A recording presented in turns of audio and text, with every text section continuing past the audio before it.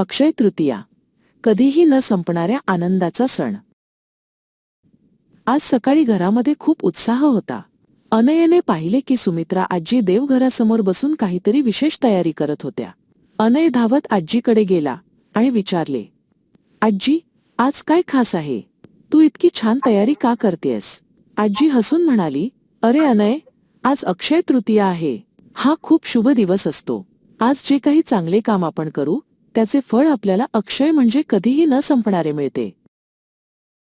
आजीने अनयला सांगितले की आजच्याच दिवशी भगवान विष्णूंचा 6वा अवतार भगवान परशुराम यांचा जन्म झाला होता. परशुराम हे अत्यंत शूर आणि न्यायप्रिय होते. त्यांनी जगाला शांती आणि धर्माचा मार्ग दाखवला. अनयला ही गोष्ट ऐकून खूप नवल वाटले. तो म्हणाला, म्हणजे हा दिवस वीरतेचा सुद्धा सण आहे तर. आजीने होकार दिला आणि परशुरामांच्या पराक्रमाच्या गोष्टी सांगायला सुरुवात केली.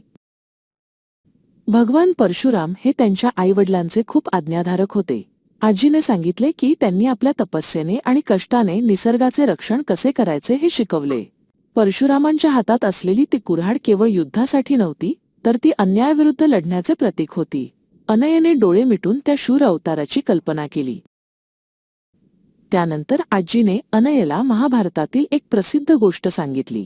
ती म्हणाली, पांडव जेव्हा वनवासात होते तेव्हा द्रौपदीकडे एक चमत्कारिक अक्षय पात्र होते. हे पात्र तिला सूर्यदेवाने दिले होते. याची खासियत अशी होती की त्यातून मिळणारे अन्न कधीच संपत नसे. कितीही पाहुणे आले तरी द्रौपदी सर्वांना पोटभर जेवू घालू शकत असे. एकदा ऋषी दुर्वास आपल्या शिष्यांसह पांडवांच्या कुटीत आले. तेव्हा द्रौपदीचे जेवण झाले होते आणि अक्षय पात्र रिकामे होते. द्रौपदी काळजीत पडली, पण तेव्हाच भगवान कृष्ण तिथे आले. त्यांनी पात्रात राहिलेला अन्नाचा एक कण खाल्ला आणि चमत्कार झाला. सर्व ऋषींचे पोट भरले. आजी म्हणाली, हेच या दिवसाचे महत्त्व आहे, भक्ती आणि श्रद्धेतून मिळालेले अक्षयदान. अनय, हा सण केवळ देवांचा नाही तर आपल्या अन्नदात्याचा म्हणजेच शेतकऱ्याचाही आहे. आजी पुढे म्हणाली, विठ्ठल नावाचा एक शेतकरी आपल्या शेतात अक्षय तृतीयेच्या दिवशी नांगराची पूजा करतो. या दिवसापासून नवीन पिकांची पेरणी सुरू होते. शेतकऱ्यांसाठी हा दिवस नवीन आशा आणि समृद्धी घेऊन येतो.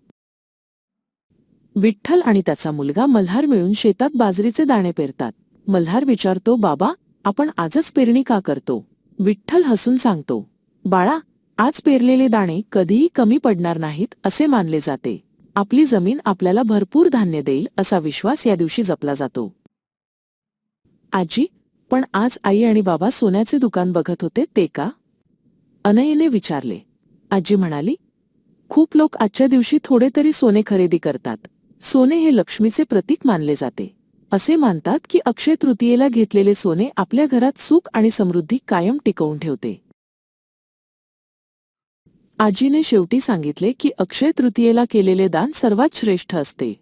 आजच्या दिवशी गार पाणी, मातीचे माठ आणि फळांचे दान केले जाते. अनयने ठरवले की तो त्याचा मित्र अद्वैत याच्यासोबत मिळून पक्ष्यांना पाणी पिण्यासाठी छोटी भांडी ठेवणार. हे काम सुद्धा अक्षय राहील ना आजी?